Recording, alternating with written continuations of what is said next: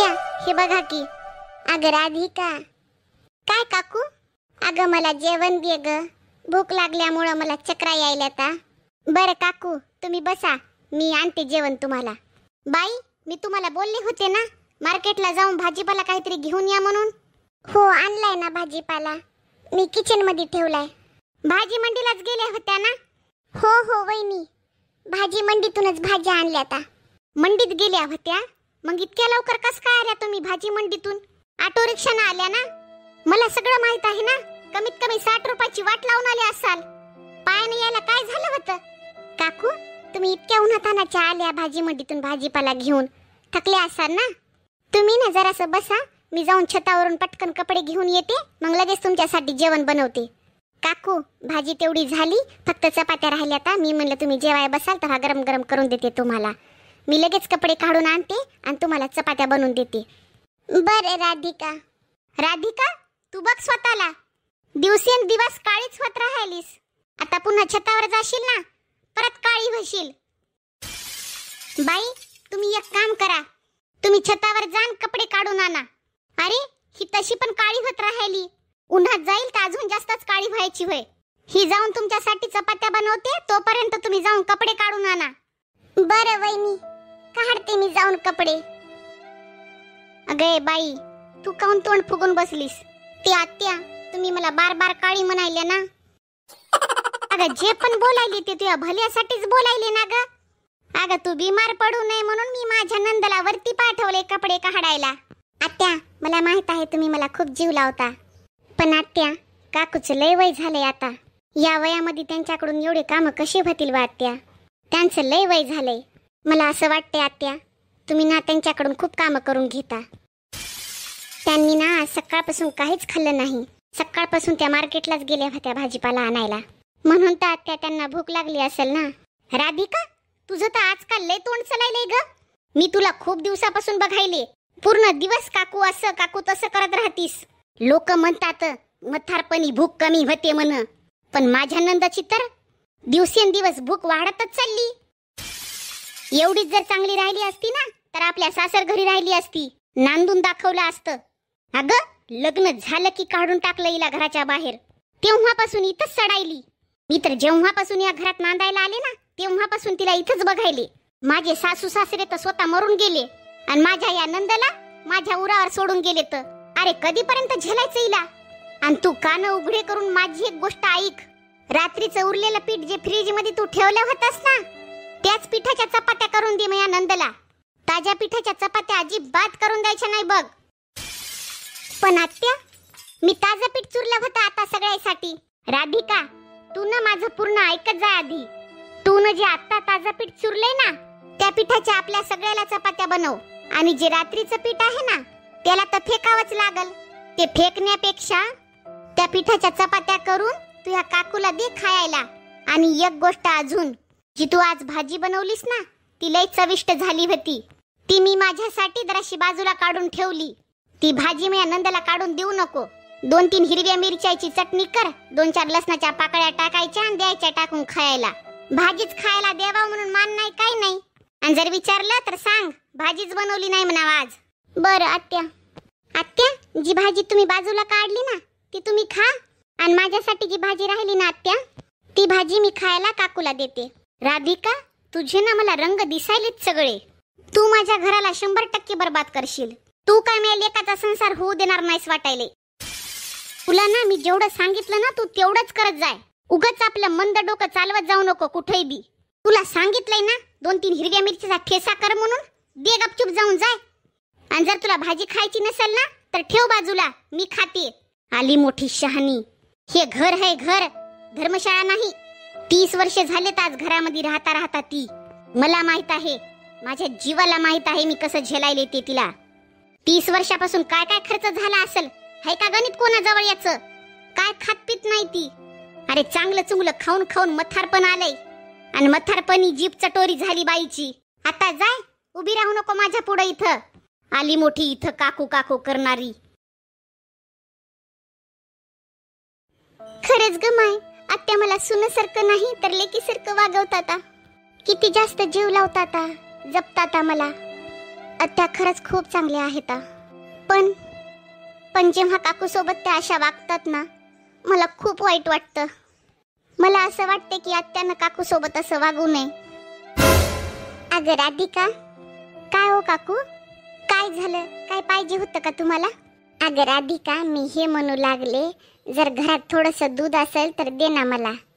अगं मला औषध घ्यायचे, गोळ्या घ्यायच्या. आता तसं तर मी पाण्यासोबत घेते, पण जर पाण्यासोबत घेतल्या ना तर पोटामध्ये नुसती आग पडायली. तर डॉक्टरनं सांगितले जरासं दूध भेटलं कपभर तरी पियायचं त्याच्यासोबत. असेल तर दे ना. बरं काकू, आहे दूध, मी घेऊन येते. तुम्ही बसा तोपर्यंत. अगं राधिका, दूध? हो दूध. अगं काय, दुधासोबत लड्डू घे, जे मी बनवली होती ती. फक्त दूधच पिणार काय तू? हो आत्या, द्या की लड्डू, मी काकूसाठी घेऊन जाते. हे दूध पण मी त्यांच्यासाठीच घेऊन जाऊ लागले, आणि तुम्ही लड्डू देसाल ते पण नेते त्यांच्यासाठी. म्हणजे मी तुला किती पण समजून सांगितलं, पण तुला समजून घ्यायचंच नाही ना? किती वेळा सांगितलंय मी तुला? किती वेळा सांगितले आतापर्यंत? मला न विचारता पाणी सुद्धा द्यायचं नाही तू तिला. तुझ्या अशा वागण्यामुळे ती इथंच राहायली, नाही तर उद्याच्या उद्या आश्रमामध्ये फेकून येईल तिला मी. तुला माहित तरी आहे का किती महाग झालंय दूध? ते दूध पियायला निघाली शहाणी. देते दूध मला. ही घे पाण्याची बॉटल, अर्ध दूध आणि अर्ध पाणी वत त्याच्यामध्ये आणि दे नेऊन, नाही तर पचणार पण नाही तिला एवढ्या मथारपणी. हे घे आता, देऊन ये जा आता. घ्या काकू, तुमच्यासाठी दूध आणलं. आता औषध गोळ्या खा. नेहमी खुश राह ग माय राधिका. काकू बसा तुम्ही, मी तुमचे पाय दाबून देते थोडा वेळ. अगं नको राधिका, काही होत नाही, जाय थोडासा तू आराम कर. काही होत नाही व काकू, असं पण घरामध्ये कोणतं जास्त काम आहे? द्या पाय, द्या इकडं, तुमचे पाय दाबून देते थोडा वेळ. भाजी मार्केटला गेल्या होत्या ना, दूरच्या दूर, लय पाय दुखत असतील, दाबून देते. काकू तुम्हाला एक गोष्ट विचारू का? हो राधिका, विचार ना. तुम्हाला माहित आहे का काकू, मला असं कधी कधी वाटतंय की मी खूप खुशनसीबवान आहे, की मला आईसारखं प्रेम करणारी सासू मिळाली, जीव लावणारी सासू मिळाली, आणि एवढा चांगला परिवार मिळाला मला. हो ग राधिका, तू एकदम बराबर बोलायलीस बघ. वहिनी खूप चांगल्या आहेत आणि तुला खूप जास्त जीव लावतात. पण काकू, आत्या तुमच्यासोबत चांगला व्यवहार करत नाहीत तर मला खूप वाईट वाटतं. काकू मला माहित आहे हो, तुमचा या घरामध्ये मान सन्मान काहीच होत नाही. बस मला हेच माहिती करून घ्यायचे काकू, की अशी कोणती मजबुरी आहे जे की इतक्या वर्षापासून तुम्ही इथं राहता आणि असं जीवन जगता, असे दिवस काढता. कारण लग्न तर तुमचं झालं होतं ना काकू? असं काय झालं होतं काकू? तुम्ही तुमच्या सासर घरी काऊन नाही राहिल्या? तुम्ही असं जीवन काऊन जगायला काकू? बोला की काकू, तुमचं पण तर मन करत असेल ना सन्मानाने आपल्या घरात राहावं म्हणून. तुम्हाला सांगायचं नसेल तर नका सांगू काकू, पण तुम्ही रडू नका. तुला काय सांगू राधिका, ही माझी अशी जिंदगी माझ्या चुकीची सजा आहे. राधिका, माझ्या आई बाबांनी माझ्यासाठी खूप चांगलं घर बघितलं होतं, धूमधडाक्यात माझं लग्न केलं होतं, मोठं धाट. बस एकच कमी होती, माझ्या सासर घरचे माझ्या माहेरातल्या घरापेक्षा थोडे गरीब होते. त्यावेळेच्या नुसार माझ्या आई बाबांनी मला लग्नामध्ये सगळं काही दिलं होतं. आणि ज्या व्यक्तीसोबत माझं लग्न झालं होतं, आणि ते पण खूप चांगले व्यक्ती आणि माणुसकीचे होते, ते तर मला खूप जास्त जीव लावत गेले. पण माझ्या सासूचा स्वभाव थोडा भांडखोर होता, आणि मला 3 नंदा पण होत्या. माझी सासू थोडी भांडखोर होती, पण माझ्या नंदा मला खूप जीव लावत गेल्या. त्या मला आपलं म्हणून समजत गेल्या. पण त्या परिवाराला मी माझा परिवार कधीच समजला नाही. मी प्रत्येक वेळी त्यांच्या गरिबीचा मजाक उडवत होते, आणि त्यावेळेला सुद्धा माझ्या सासूनं मला वायली राहायला सांगितलं होतं, आणि त्यांनी मला वायली पण काढलं होतं. पण काही दिवस तर चांगलेच गेले. मग यांना हे काही सगळं बरं वाटलं नाही, कारण हे घरचे एकुलते एक होते. त्यामुळं ते त्यांच्या आई वडिलांपासून आणि बहिणीपासून दूर नाही राहू शकले. त्यांना त्यांच्या परिवाराची खूप आठवण येत होती. पण मी बदनसीब, मी यांना एक अट लावली, एक तर तुम्ही तुमच्या आई वडिलांसोबत तरी राहा, नाही तर माझ्यासोबत तरी. याबद्दल मी माझ्या आईला सगळं काही सांगितलं आणि माझ्या आईने माझी साथ दिली. माझ्या आईने माहेरामध्ये काही दिवसासाठी मला बोलावून घेतलं. आई मला बोलली, जोपर्यंत ते त्यांच्या परिवारापासून वेगळे होत नाहीत तोपर्यंत तू इथंच राहा. माहेर घर आहे ना तुझं. मला वाटलं हे जास्त दिवस माझ्यापासून दूर नाही राहू शकणार आणि हे आपल्या आई वडिलांना सोडून माझ्यासोबत राहायला येतील. पण मी चुकीची होते. मी स्वतःचं घर स्वतःच उद्ध्वस्त केलं ग राधिका. मी माझ्या हातानेच माझं घर उद्ध्वस्त केलं. हे मला खूप वेळा घ्यायला आले, पण त्यांच्या पुढे मी नेहमी एक अट ठेवत गेले, एक तर तुमचे आई वडील नाही तर मी.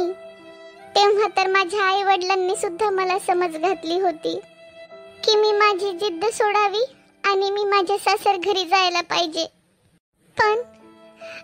पण मी कुणाचंच कधी ऐकलं नाही आणि मी माझी जिद्द कधी सोडलीच नाही.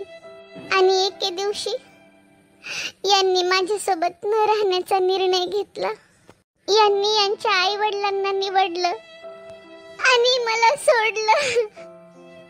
काही दिवसापर्यंत मला वाटलं माझा भाऊ आहे, माझी वहिनी आहे, मी आरामामध्ये माझ्या घरी राहील. पण एका दिवशी माझी आई हे जग सोडून निघून गेली आणि काही दिवसानंतर माझे वडील पण. आणि तेव्हा मला माझी चूक समजली. पण तोपर्यंत खूप उशीर झाला होता. यांनी दुसरं लग्न करून टाकलं आणि इथं वहिनी बदलून गेल्या होत्या. आणि तेव्हा मला माझी चूक लक्षात आली. माहेर आई वडिलांशिवाय नसतं. माझे आई वडील होते तोपर्यंत माझं माहेर होतं आणि लग्नाच्या नंतर आपल्या सासर घरीच आपली इज्जत वाढते, माहेरात नाही. मी माझ्या जिद्दीमुळे, माझ्या घमंडमुळे मी माझं स्वतःचंच घर बर्बाद करून घेतलं आणि आज असं जीवन जगायले. माझं घर, माझं सासर घर, मला सगळं काही असताना माझ्या अशा चुकीमुळे मी आज अशी अपमानाची भाकर खायले. मजबुरीमध्ये इथं मी राहत आहे कारण की माझ्याजवळ राहण्यासाठी कोणती जागाच नाही. माझ्याजवळ माझं घर होतं, सासर घर होतं, सगळं काही होतं. पण मी माझ्या माहेरातल्या घमंडावर मी स्वतःच माझं घर बर्बाद करून टाकलं. आज मला माझी चूक कळाली की माहेरातल्या तुपाच्या चपातीपेक्षा सासर घरची शिळी भाकर चांगली असते. हे अपमानाचं जीवन माझ्या चुकीची सजा आहे. नमस्कार मंडळी, तुम्ही आज बघितलेली छोटीशी कहाणी तुम्हाला कशी वाटली कमेंटमध्ये मला नक्की सांगा. माहेर घर हे प्रेमाची सावली देणारं असतं, पण सासर घर हे आपलं स्वतःचं घर असतं, हक्काचं घर असतं. म्हणून मुलींनो, परिस्थिती कशीही असो त्यावेळेला त्या परिस्थितीला वेळ जाण्याआधी सांभाळून घ्या. जर तुम्हाला आजचा आमचा व्हिडिओ जर खरंच आवडला असेल तर व्हिडिओला लाईक करा, शेअर करा, कमेंट करा आणि आमच्या चॅनलवर जर तुम्ही नवीन असाल तर चॅनलला आमच्या सबस्क्राईब करा. तर पुन्हा भेटू एका नवीन व्हिडिओमध्ये. तोपर्यंत बाय बाय.